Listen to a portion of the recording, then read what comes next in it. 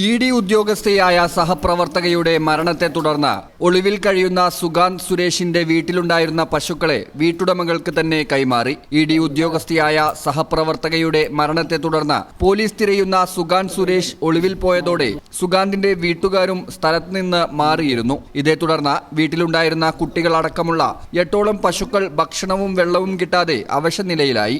തുടർന്ന് പ്രദേശവാസികൾ ഇടപെട്ട് ഭക്ഷണവും വെള്ളവും നൽകുകയും Vattamkulam panchayat president, ward member എന്നിവരെ വിവരമറിയിക്കുകയും അവരിടപെട്ട് പശുക്കളുടെ സംരക്ഷണം ഡയറി ഫാമേഴ്സ് അസോസിയേഷന് കൈമാറുകയും ചെയ്തു. തുടർന്ന് പശുക്കളെ തൈക്കാടുള്ള ലത്തീഫിന്റെ ഫാമിലെത്തിച്ച് മരുന്നും ഭക്ഷണവും നൽകി.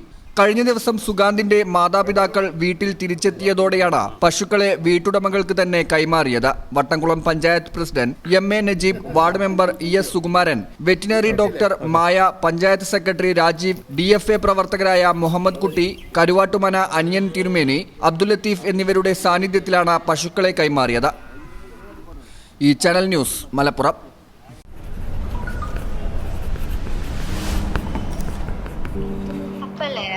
ഒപ്റ്റോമെട്രിസ്റ്റ് ആയാൽ ഒരു ഒഫ്താൽമോളജിസ്റ്റിന്റെ അസിസ്റ്റന്റിൽ മാത്രമേ വർക്ക് ചെയ്യാൻ പറ്റുള്ളൂ എന്ന് ഞാൻ കേട്ടല്ലോ. അതെന്താ ഒഫ്താൽമോളജിസ്റ്റ് അല്ലെങ്കിൽ നമുക്ക് കരിയർ ഇല്ല? അത് ഞാനും കുറെ കേട്ടിട്ടുണ്ട്. പക്ഷേ അത് അങ്ങനെയൊന്നും അല്ലല്ലോ. അല്ല, അങ്ങനെയല്ല. കാരണം നമ്മുടെ പാരാമെഡിക്കൽ ഫീൽഡിൽ തന്നെ നമുക്ക് ഇൻഡിപെൻഡൻ്റ് ആയിട്ട് ഒരു സ്റ്റാർട്ട് ചെയ്യാൻ പറ്റുന്ന ഒരു പ്രൊഫഷനല്ലേ ഒപ്റ്റോമെട്രി. നമുക്ക് തന്നെ സ്വന്തമായിട്ട് ഒരു വിഷൻ തെറാപ്പി സെൻറ്ററും റിഹാബിലിറ്റേഷനും ഒക്കെ സ്റ്റാർട്ട് ചെയ്യാൻ പറ്റുമല്ലോ.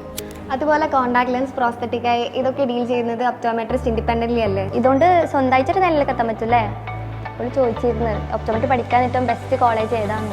അതിന് നമ്മുടെ ഇസ്ലാം ഉണ്ടല്ലോ. ഇവിടെ ആകുമ്പോൾ ഈ പറഞ്ഞ ഡിപ്പാർട്ട്മെൻറ്റ്സ് ഒക്കെ ഉണ്ട്. അഡീഷണലി നമുക്ക് ഈ വീക്കിലി കിട്ടുന്ന കേസ് പ്രസൻറ്റേഷൻസും അതുപോലെ ഈ ക്യാമ്പ്സും ഒക്കെ സ്റ്റുഡൻസിന് കൂടുതൽ ബെനിഫിറ്റ്സ് അല്ലേ.